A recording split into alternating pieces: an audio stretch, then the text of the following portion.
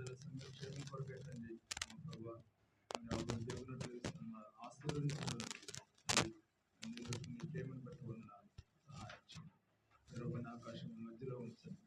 నన్ను మరుగుపరుచుకొని నోటి పూర్వక వాడుకొని మహిమని యేసుక్రీస్తు వారి శ్రేష్టమైన శక్తి కలిగిన నామంలో స్తుతించి ప్రార్థించి అడిగి వచ్చున్నాం తండ్రి.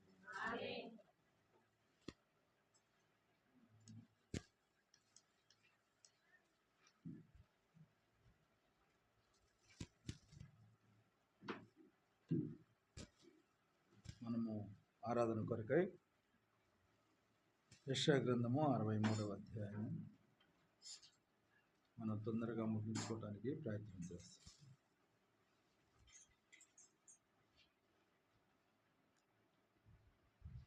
యెషయా గ్రంథము 63వ అధ్యాయము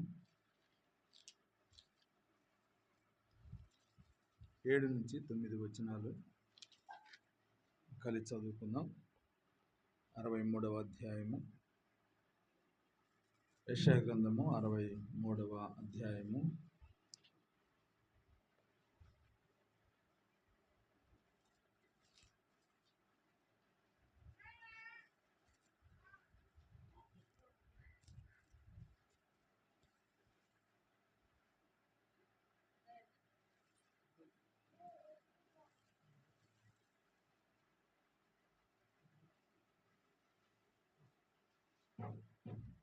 63వ అధ్యాయము 7 నుంచి 9 వచనాలు మనము కలిసి చదువుకుందాం. యెహోవా మనకు చేసిన వాటన్నిటిని బట్టి యెహోవా కృపాతిశయమును యెహోవా స్తోత్రమును గానము చేతును. తన వాత్సల్యమును బట్టి కృపా బాహుళ్యమును బట్టి ఇశ్రాయేలు యొక్క వంశస్థులకు ఆయన చూపిన మహాకనికరమును నేను ప్రకటన చేసేదను. వారు నా జనులనియు అబద్ధములాడ నేరని పిల్లలనియు అనుకుని ఆయన వారికి రక్షకుడు ఆయన. వారి యావత్ బాధలు ఆయన బాధ నొందెను. ఆయన సన్నిధిని దూత వారిని రక్షించెను. ప్రేమ చేతును తాళము చేతును విమోచించెను. పూర్వదినములన్నిటను ఆయన ఎత్తుకొనుచు మోసుకొనుచు వచ్చెను. ఇక్కడ 7వ వచనంలో మనం చదివిన మాట, యెహోవా మనకు చేసిన వాటన్నిటిని బట్టి యెహోవా కృపాతిశయమును యెహోవా స్తోత్రములను గానము చేతును. ఎందుకంటే ఆయన తన వాత్సల్యమును బట్టి కృపా బాహుళ్యమును బట్టి ఇశ్రాయేలు యొక్క వంశస్థులకు ఆయన చూపిన మహాకనికరమును బట్టి నేను ప్రకటన చేసేదను. ఈ దేవుని యొక్క వాక్యం మనం ప్రకటన చేస్తుంది. ఇశ్రాయేలీలు మరి యెహోవా కృపాతిశయమును యెహోవా స్తోత్రములను గానము చేతును. దేవుని స్తుతించి ఇశ్రాయేలు పక్షాన చేసిన మేలులు లేదా కార్యాలు, ఆశ్చర్య కార్యాలను వారు స్తుతిస్తూ వచ్చారు. ఇశ్రాయేలు జీవితాల్లో మనం చూస్తే యెహెజ్కేలు గ్రంథంలో మనం మాట చదువుకున్నాం. యెహెజ్కేలు గ్రంథం 16వ అధ్యాయము. యెహెజ్కేలు గ్రంథం 16వ అధ్యాయము కొన్ని వచనాలు ఉన్నాయి. మళ్ళీ మనం కలిసి చదువుకుందాం కొన్ని వచనాలు.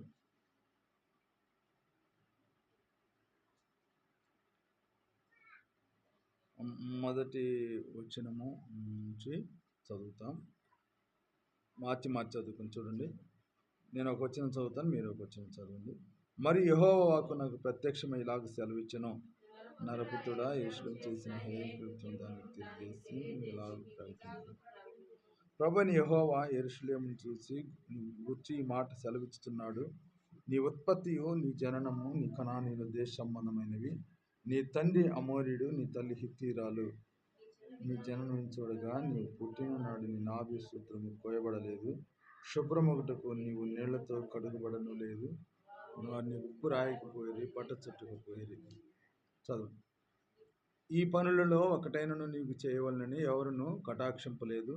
నీ యందు జాలిపడిన వాడు ఒకడును లేకపోయాను. నీవు పుట్టిన నాడే బయట నేలను పారవేయబడి చూడ హాస్యముగా నుంటివి. అయితే నేను నీ వద్దకు వచ్చి రక్తంలో పొందుతున్న నేను చూచి నీ రక్తంలో పొందిన బ్రతుకును నీతో చూపుతుంది. నీవు నీ రక్తంలో పొందిన బ్రతుకును నీతో చూపు. మరియు నేల నాటబడిన చిగురుద్యోగినట్టు నేను వృద్ధిలో నీకు తెగ నీవు ఎదిగి పెద్దదానివై ఆభరణ భూషితురాలవైతివి. దిగంబరివై వస్త్రహీనముగా నున్న నీకు స్థనములు ఏర్పడెను. తల వెంట్రుకలు పెరిగెను. మరి ఇష్టం పుట్టించు ప్రాయం వచ్చింది కనుక నీకు అవమానం కలగకుండా నేను పెళ్లి చేసుకొని నీకు నిబంధనలు చేసుకుంటా నీవు నాదానవతివి ఇదే ప్రభు అయిన యెహోవా వాక్కు. 13వ వచనం చదువుతాం కలిసి. ఇలాగూ బంగారుతోనూ మెండితోనూ నిన్ను అలంకరించి సన్నపు అవిసెనారయు పట్టును విచిత్రపు పుట్టు పనివి గల బట్టలను నీకు ధరింపచేసి గోధుమలను తేనెయు నూనెయు నీకు ఆహారంగా ఇయ్యగా నీవు మిక్కిలి సౌందర్యవతివి రాణింతగినట్టుగా అభివృద్ధి నొందితివి. మనం చూసిన ఈ వాక్యంలో ఇశ్రాయేలు దేవుణ్ణి స్తుతించి ఆరాధించారు వారు చేసిన గొప్ప కార్యములను బట్టి. అయితే ఇక్కడ ఇశ్రాయేల్ యొక్క జీవితాన్ని జ్ఞాపకం చేస్తున్నాడు. వారు ఎలా ఉన్నారు అంటే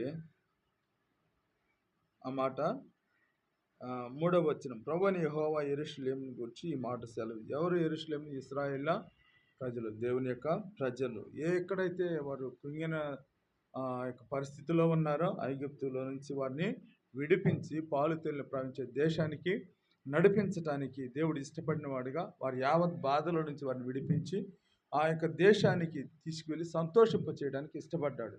వారి జీవితంలో ఎలా ఉన్నాయి అంటే చూడండి, వారు అలాగ చేసినప్పటికీ కూడా దేవుడు వారిని చూసినప్పుడు వారి జీవితము ఇలాగా ఉంది. వారి జీవితం ఎలా ఉంది అంటే చూడండి, 3వ వచనం 16వ అధ్యాయం 3వ వచనం, ప్రభువైన యెహోవా యెరూషలేమును గూర్చి ఈ మాట సెలవు. నీ ఉత్పత్తియు నీ జననమును కనానీయుల దేశ సంబంధమైనవి. నీ తండ్రి అమోరీయుడు, నీ తల్లి హిత్తీయురాలు. నీ జననము చూడగా నీవు పుట్టిననాడు నీ నాభిసూత్రము కోయబడలేదు, శుభ్రమౌటు నీవు నీళ్లతో కడుగబడలేదు. వారు నీకు ఉప్పు రాయకపోయిరు, బట్ట చుట్టకపోయిరు. ఈ పనులలో ఒకటైనను నీకు చేయవలనని ఎవరును కటాక్షింపలేదు. నీ యందు జాలిపడినవాడు ఒకడును లేకపోయినా. నీవు పుట్టిన నాడే బయట నేలను పారవేయబడి చూడ అసహ్యముగా ఉంటివి. అంటే వారి జీవితంలో వారు ఎలాగా ఉన్నారంటే వారి చేష్టలు వారి క్రియలు చూసినప్పుడు వారు చూడటానికి అసహ్యంగా ఉన్నట్లుగా దేవుని వాక్యం తెలియజేస్తుంది. ఎందుకు వారు అలాగా చూడ అసహ్యంగా ఉన్నారు అంటే వారి జననం చెప్తుంది. వారి యొక్క జననం గురించి వ్రాయబడుతూ వచ్చింది.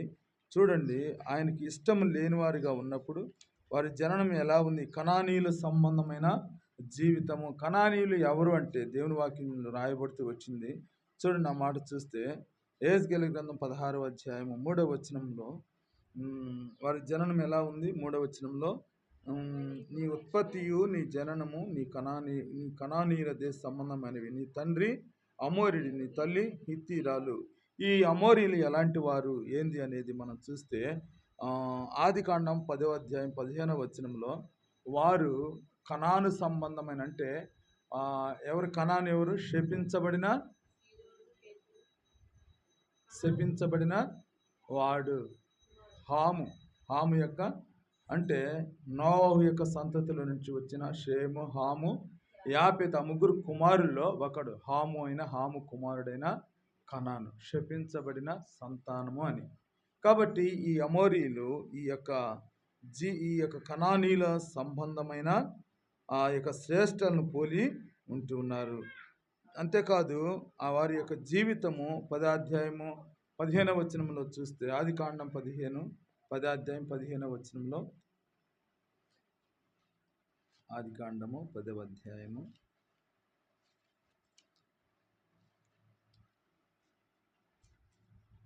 15వ వచనం, కనాను తన ప్రథమ కుమారుడు సీదోను, హేతు, ఎబూసీలు, అమోను, గిర్గాషీలు, వీలు, అర్కీలు, సీనీయులు. అంటే వీరు కనాను యొక్క సంతానము. వీరు సొదొమ గొమొర్రా పట్టణానికి సంబంధించిన వారు. అంటే నాశనకరమైన జీవితంలో జీవిస్తూ ఉన్నారు. దేవునికి కోపం తెచ్చేవారిగా, లేకపోతే లోతు కాపురంను జ్ఞాపకం చేస్తూ ఉంది అమోరీయులు, ఈ కనానీయులు సంబంధమైన జీవితము. అదే కదా మనం చదివింది యెహెజ్కేలు గ్రంథంలో, కనానీయుల సంబంధమైనవి.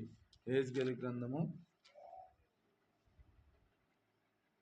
నీ ఉత్పత్తి నీ జననము కనానీయుల దేశ సంబంధమైన. కనానీయులు ఎలాంటి వారు అంటే వారు సొదొమ గొమొర్రాను పోలిన వారు. అంటే దేవుని యొక్క ఉగ్రతకు పాత్రులు. అంతేకాదు 16వ అధ్యాయం 29, 32వ వచనంలో, యెహెజ్కేలు 16, 29, 32వ వచనంలో ఆ,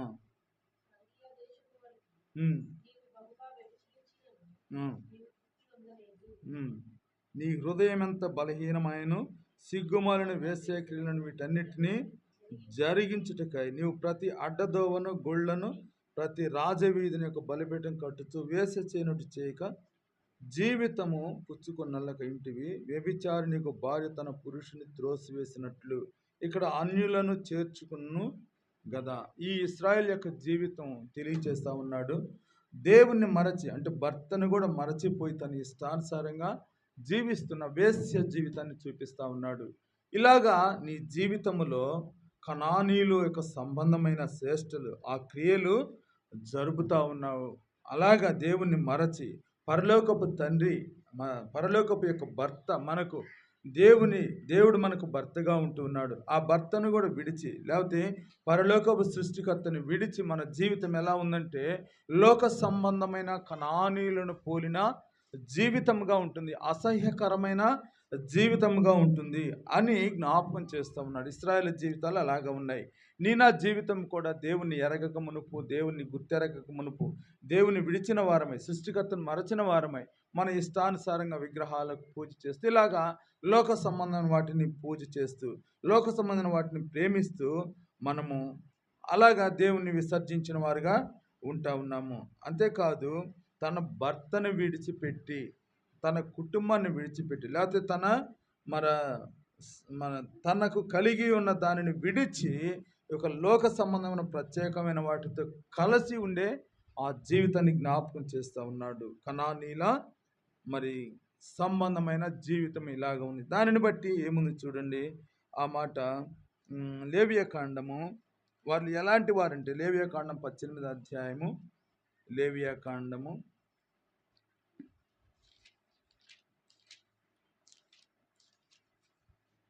మనకేం చూపిస్తుంది? 24 నుంచి 27 అధ్యాయము లేవియాకాండము 18వ అధ్యాయము. వీటిలో దేని వలనను అపవిత్రత కలుగు చేసుకొనకూడదు.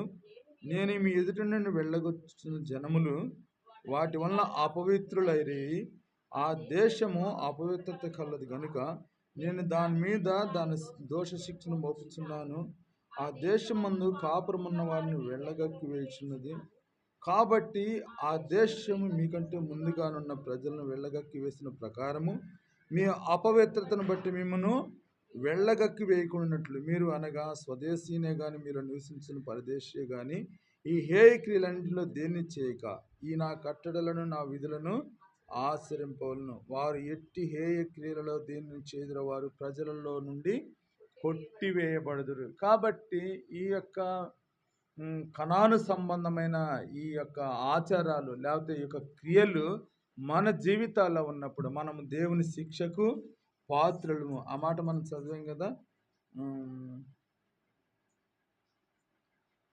25వ వచనం. ఆ దేశపు అపవిత్రత కలది గనుక నేను దాని మీద దాని దోష శిక్షను మోపుచున్నాను. మనం చేసిన క్రియలు ఈ లోకములో దేవుని ఎరగక మునుపు చేసిన క్రియలను బట్టి దేవుని యొక్క మన దోష శిక్ష మనము భరించే వారంగా ఉంటున్నాం. రెండవదిగా ఆ యొక్క ప్రజలలో నుంచి దేవుని యొక్క ప్రజలలో చేర్చబడకుండా ఆ జనాంగంలో నుంచి కొట్టివేయబడే వారంగా మనం ఉంటున్నాం. ఇలాంటి జీవితం కలిగిన మనల మీద దేవుని యొక్క ఉగ్రత ఉంది. కనానీయుల సంబంధమైన జీవితాన్ని కలిగిన వారంగా మనం ఉంటున్నాం. జకర్యా గ్రంథంలో ఇంకో మాట చూస్తే వారు దేవుని మందిరంలో ఉండని వారుగా మరి దేవుని మందిరంలో రావడానికి అవకాశం లేని వారుగా త్రోసివేయబడిన వారుగా ఉంటా ఉన్నారు. జకర్యా గ్రంథం 14వ అధ్యాయం 21వ వచనంలో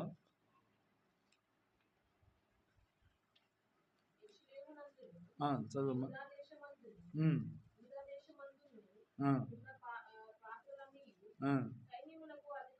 సైన్యములకు అధిపతి యెహోవా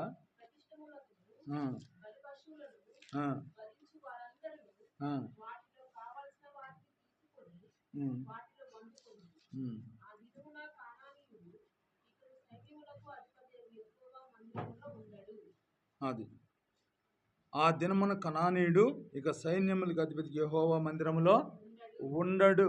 కాబట్టి కనానీయుల సంబంధమైన జీవితం కలిగిన మనము దేవుని యొక్క మన దోషం మనం భరించే వారంగా ఉంటూ ఉన్నాము. అంతేకాదు దేవుని యొక్క బిడ్డలలో నుంచి లేకపోతే పరలోకపు ఆశీర్వాదములో నుంచి బయటకు నెట్టివేయబడిన వారంగా ఉన్నాము. అంతేకాదు దేవుని మందిరంలో దేవుని సన్నిధిలో ఉండడానికి మనము అర్హులము కాము. అలాంటి జీవితము అసహ్యమైన జీవితము. కాబట్టి మన దోషం మనం భరించడానికి పాత్రులము. మనము దేవుని యొక్క ఉగ్రతను భరించడానికి పాత్రులము. దేవుని మందిరంలోనికి కూడా రాకుండా వెలివేయబడిన జీవితమును కలిగిన వారం. రెండవ మాటగా చూస్తే నీ తండ్రి అమోరీయుడు అని మనం చదువుతాం.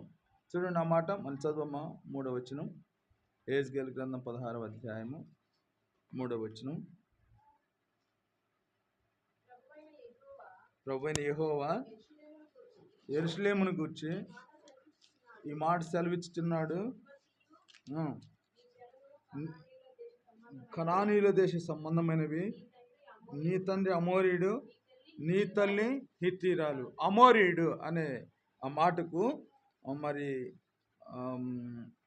అమోరీయుడు అనే మాటకు పర్వత నివాసి అని అర్థము. హాము కుమారుడే కనాను వంశంలో నుండి వచ్చిన అమోరీయుడు. ఈ అమోరీయుడి గురించి రాస్తాడు చూడండి.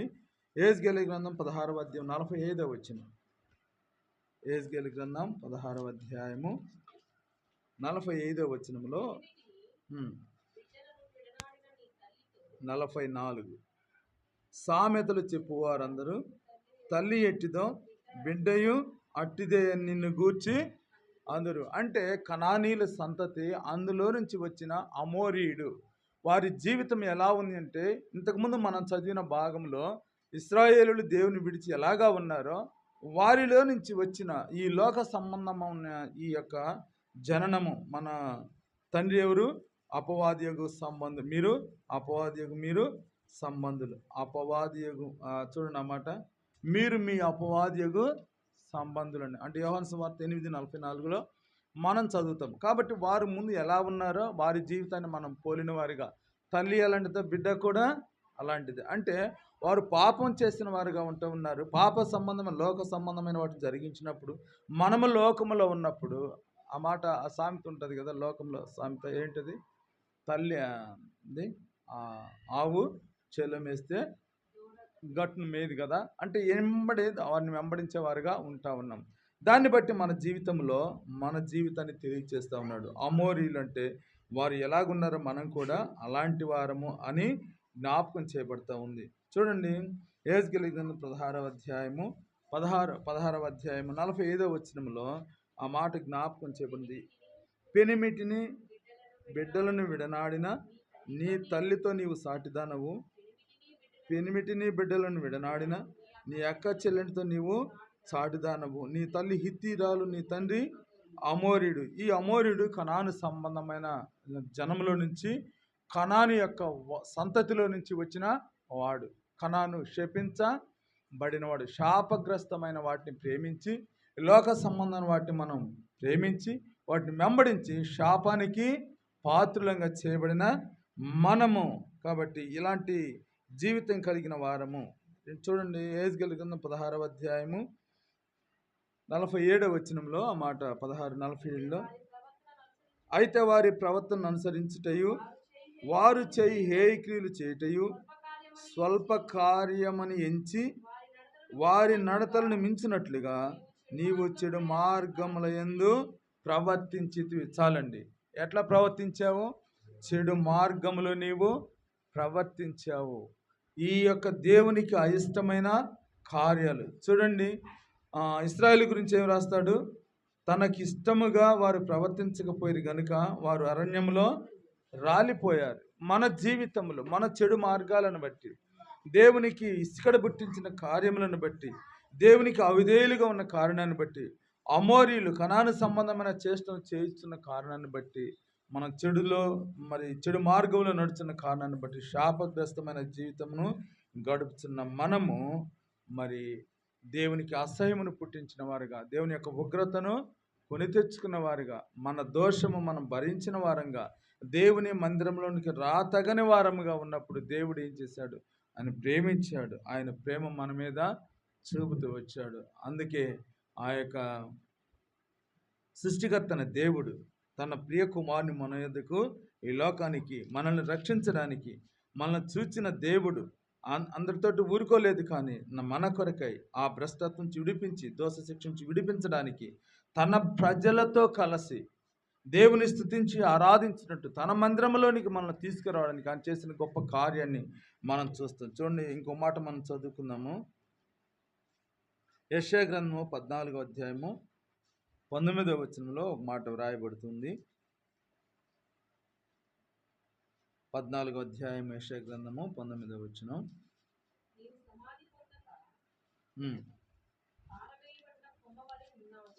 పారవేయబడిన కొమ్మవలే ఉన్నావు. అలాంటి జీవితాన్ని, అంటే ద్వేషించబడిన జీవితము, నెట్టివేయబడిన జీవితం, అసహించుకున్న జీవితము, ఆ జీవితము ఎలాంటిది అంటే కొమ్మను నరికి ఫలభరితము లేని కొమ్మను నరికి మనం బయట పారవేసినప్పుడు అది ఏమవుతుంది? అగ్నికి ఆహుతి కావాల్సి ఉంటుంది, తగలబడడానికి అది యోగ్యకరంగా ఉంటుంది, అంతేగాని దేనికి పనికిరాదు. అలాంటి జీవితము నిన్ను చూశాడు. ఆ మాట మనం చూస్తే ద్వితీయోపదేశకాండము 32వ అధ్యాయము 10వ వచనంలో, ద్వితీయోపదేశకాండము 10వ అధ్యాయము 32వ అధ్యాయం 10వ వచనం.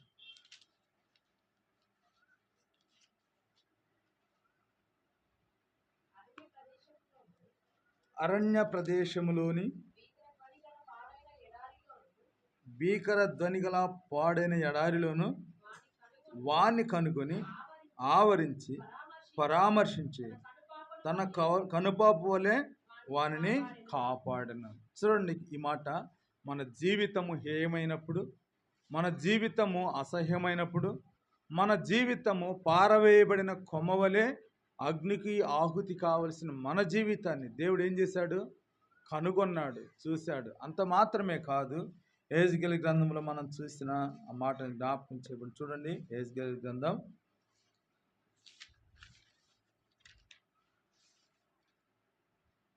16వ అధ్యాయము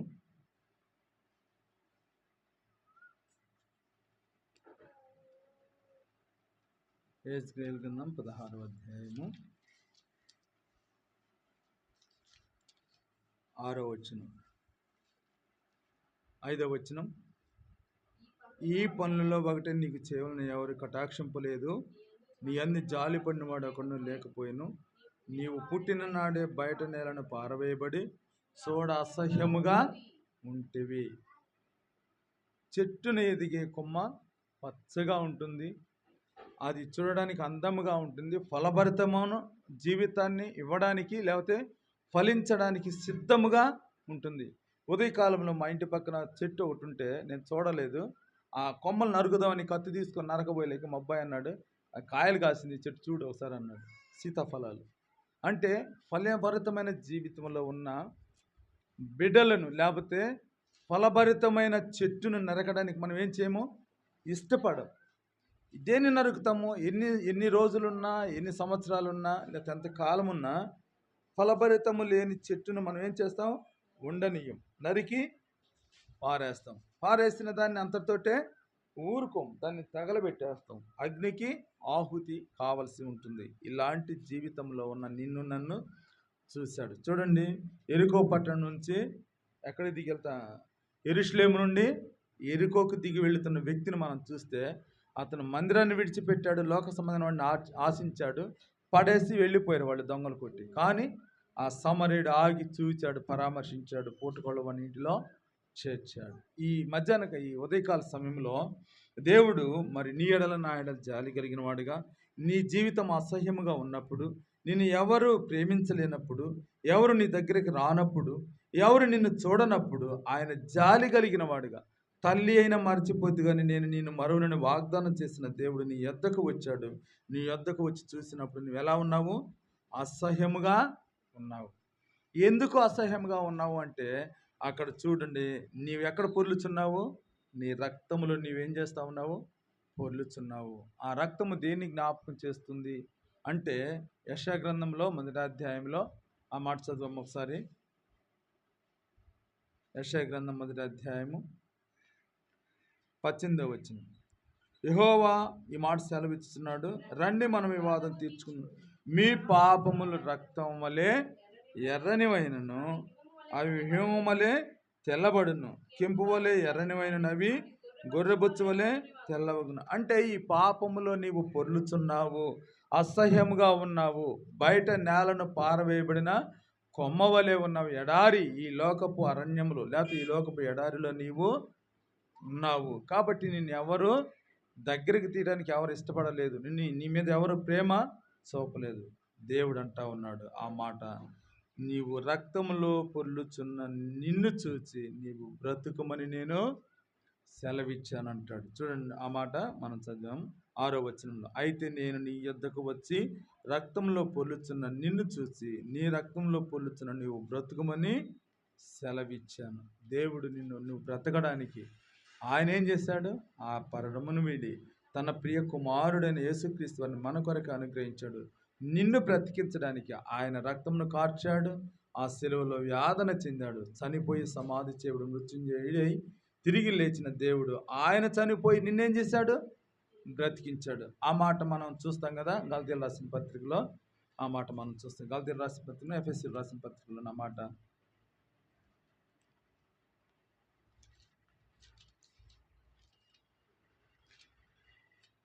అవును కదా, ఆయన చనిపోయి మనలను బ్రతికించాడు. మన ఊరకునే బ్రతకలేదు, సజీవులే కాదు నిన్ను స్తుతించేది. బ్రతికిన అనుభవంలో పాపముల చేత చచ్చిపోవలసిన దేవుడు మనను ఆయనతో కూడా బ్రతికించి జీవమును అనుగ్రహించి నువ్వు బ్రతుకుమని సెలవిచ్చి మనల్ని బ్రతికించాడు. అంతేకాదు మరి యెహెజ్కేలు గ్రంథం 16వ అధ్యాయం ఏం చేశాడు మనకి ఇంకా చూడండి. బ్రతుకుమని నీతో చెప్పి తిని మరియు నేల నాటబడిన చిగురు వృద్ధి ఎగునట్లు నేను నిన్ను వృద్ధిలోనికి తేగా నీవు ఎదిగి పెద్దదానవై ఆభరణ భూషితురాలవైతివి, దిగంబరివై వస్త్రహీనముగా ఉన్న నీకు స్తనములు ఏర్పడను, తల వెంట్రుకలు పెరిగను. ఇక్కడ చూస్తే 8వ వచనంలో నీకు అవమానము కలగకుండా పెళ్లి చేసుకొని నీతో నిబంధన చేసుకొని నీవు నాదానమైతివి. ఎట్లా ఆయన దానిగా చేసుకున్నాడు అంటే ఆయన ఏం చేశాడు? నువ్వు బ్రతుకుమని సెలవిచ్చాడు. నిన్ను వృద్ధి ఎగినట్లు దేవుని వాక్యం చేత నిన్ను పోషిస్తూ ఉన్నాడు. దేవుని వాక్యం చేత దేవుని మందిరంలో నీవు ఎదుగునట్లుగా దేవుని మందిరంలో నిన్ను తీసుకొచ్చి నిన్ను అభివృద్ధి ఫలభరితమైన దానిగా దేవుడు చేస్తూ ఉన్నాడు. అంత మాత్రమే ఊరుకోలేదు. చూడండి పరమగీతంలో మనం చూస్తే షోలమితిని ప్రేమించాడు, మరి నేను మళ్ళీ వస్తానని వెళ్ళాడు, తిరిగి మళ్ళీ వచ్చాడు, తన అంతఃపురంలోనికి తీసుకెళ్ళి దేనికి? వివాహము చేసుకోవడానికి, పెండ్లి భర్తనిగా దేవుడు మరి మన కొరకై రాబోతున్న పెండ్లి కుమారుడైన ప్రభువైన యేసుక్రీస్తు వారిని మనము ఎదుర్కొని ఆయనతో సదాకాలం ఉండడానికి దేవుడు మనలను సిద్ధపరిచాడు. ఎలా సిద్ధపరిచాడు? చూడండి అన్నమాట, ఎలా సిద్ధపరిచాడు? దిగంబరివై వస్త్రహీనముగా ఉన్నప్పుడు నీకేమిచ్చాడు? నీవు ఎదిగి పెద్దదానవై ఆభరణ భూషితురాలవైతివి, ఆభరణములు ధరించుకోగలిగిన జీవితంలో నీవు ఉన్నావు. అలాగా నీవు ఎదగడానికి, నిన్ను అభివృద్ధి చేయడానికి నేను ఇష్టపడ్డాను దేవుని మందిరంలో. అలాగ నువ్వు ఎదిగినట్లు నీకు మరి దేవుని మందిరంలోకి తీసుకురాబడ్డావు. 3వదిగా ఏం ధరింపచేశాడంటే విచిత్రమైన కుట్టు పని చేసి వస్త్రం నీకు ధరింపచేస్తేనే ఆ ఎదగడమే కాదు, ఎదిగినప్పుడు తల వెంట్రుకలు వాటి స్వరూపమును బట్టి నీకు రక్షణ వస్త్రం అనేది నీకు ధరింపచేశాడు. వస్త్రహీనముగా నిన్ను చూసి అంతటితో వదిలేయలేదు, నీకు ఆ వస్త్రము అనుగ్రహిస్తూ వచ్చాడు. ఇందును బట్టి ఆయన ఏం చేశాడు? నిన్ను పెండ్లి చేసుకున్నాడు. సంఘములో నిన్ను చేర్చి తన దానిగా నిన్ను చేసుకున్నాడు. అందును బట్టి దేవుని నీవు స్తుతించి ఆరాధించాలి. అంతేకాదు 13వ వచనంలో నీవు మిక్కిలి సౌందర్యవైతివి, రాణి అంతగా అభివృద్ధి నొందితివి. ఇప్పుడు దేవుని యొక్క సన్నిధిలో మనం అభివృద్ధి చెందడానికి దేవుడు సహాయపడుతూ వచ్చాడు. నీవు ఎలా ఉన్నావో నీ జీవితం ఎలా ఉందో దేవుడు నీతో మాట్లాడుతూ వచ్చాడు. నీ కొరకై చేసిన త్యాగం, ఆ సిలువ త్యాగాన్ని జ్ఞాపకం చేసుకుని, ప్రభు నీవు నా కొరకై ఆ పరమనుడి ఈ లోకానికి వచ్చావు, నా కొరకై నీవు ఆ కలువరి సిలువ రక్తములో నన్ను కడిగి పవిత్రపరిచి నాకు జీవమును అనుగ్రహిస్తూ వచ్చావు, సదాకాలం నీతో ఉండడానికి ఆ పరలోక పట్టణంలో ఉండడానికి నువ్వు నాకు కృపను అనుగ్రహిస్తూ వచ్చావు. రెండవదిగా ఎదగడానికి నీకు వాక్యపు నీరు నాకు అనుగ్రహిస్తూ వచ్చావు. ఆ వాక్యపు వెలుగులో నేను ఎదిగినట్లుగా మీరు నాకు ఇచ్చిన కృపను బట్టి నీ సన్నిధి నీ మందిర ఆవరణములో చేరి నేను స్తుతించినట్లు నాకు చేసావు. అంతేకాదు నీ భార్యనిగా నువ్వు రాబోతూ ఉన్నావు. నా కొరకై చనిపోయి సమాధి చేయబడి తిరిగి మృత్యుంజయుడు లేసిన నీవు నా కొరకై తిరిగి రాబోతూ ఉన్నావు. కాబట్టి నిన్ను ఎదుర్కొని సిగ్గులేని ముఖంతో నిన్ను ఎదుర్కొని నీ యొక్క సన్నిధిలో ఉండేటి కొరకై నీవు నన్ను నీ భార్యగా స్వీకరించావు. పెండ్లి భార్యగా నన్ను స్వీకరించావు. నాకు ఆభరణములు ఏర్పడినట్లు ఆభరణములు ధరింపజేసావు, వస్త్రాన్ని ధరింపజేసావు. అందుని బట్టి నిన్ను స్తుతించి ఆరాధిస్తూ ఉన్నాను. ఇప్పుడు ఇప్పుడు మన జీవితం ఎలా ఉంది? మరి పారవేయబడిన మొక్క వలె కాకుండా ఫలభరితమైన జీవితం దేవుడు మనకు అనుగ్రహిస్తూ వచ్చాడు. అంతేకాదు నిత్య రాజ్యంలో ఆయనతో కూడా ఉండడానికి ఇష్టపడుతూ వచ్చాడు. ఈ యొక్క అనుభవంలో నేను దేవుని స్తుతించి ఆరాధించాలని ప్రభు కోరుతాం. ఇంకా లోక సంబంధమైన వాటితో నీవు ఉంటే, దేవుని రాకడలో నువ్వు విడవబడితే అగ్నిగుండానికి నువ్వు ఆ వారసురవు. కాబట్టి ఈ లోక సంబంధమైన వాటిని విడిచిన దానవై ప్రభువులో నీవు స్తుతించి ఆరాధించి ఆయన గణపరిచే నామని మహింపరిచే దానవుగా ఉండాలని దేవుడు కోరుతూ ఉన్నాడు. కనుక ఆయన ఆరాధించేవారు ఆత్మతో సత్యముతో దేవుని ఆరాధించే వారంగా ఉండడానికి దేవుడు మనకు సహాయం చేయండి. ఆరాధనలో ప్రవేశిస్తాం. కొద్ది మాటల్లో క్లుప్తంగా మనం ఆరాధన చేస్తాం.